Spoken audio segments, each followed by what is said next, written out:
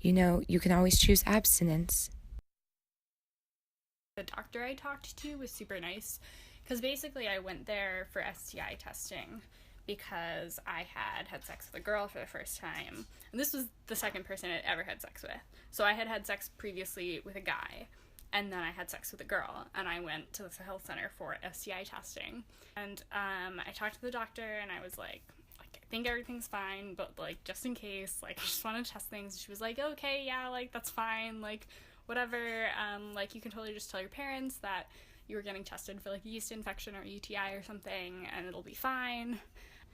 And I got a call from my mom, and she was like, why did I get a thing from the insurance and from the Fordham Health Center that you got STI tested, and that the reason for it was, quote, risky bisexual behavior?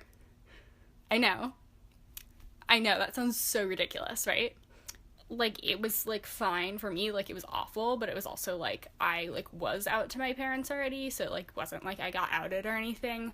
But like it could have outed somebody who like was not out to their parents, and like somebody who like maybe that would have put them in an unsafe situation. But it was like that could like be genuinely dangerous to people, and that's also like totally a breach of like confidentiality and like all kinds of ethical issues.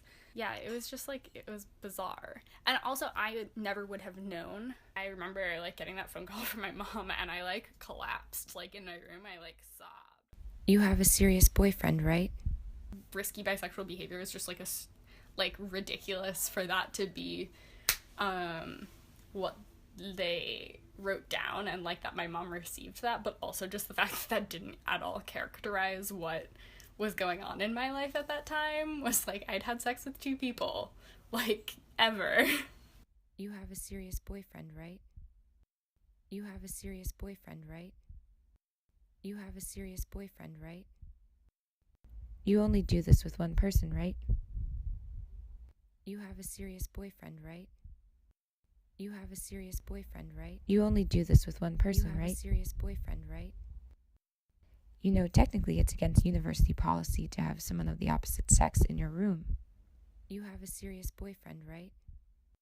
You have a serious boyfriend, technically right? It's against university policy to have a serious boyfriend, sex in your room. You only do this with one person, right?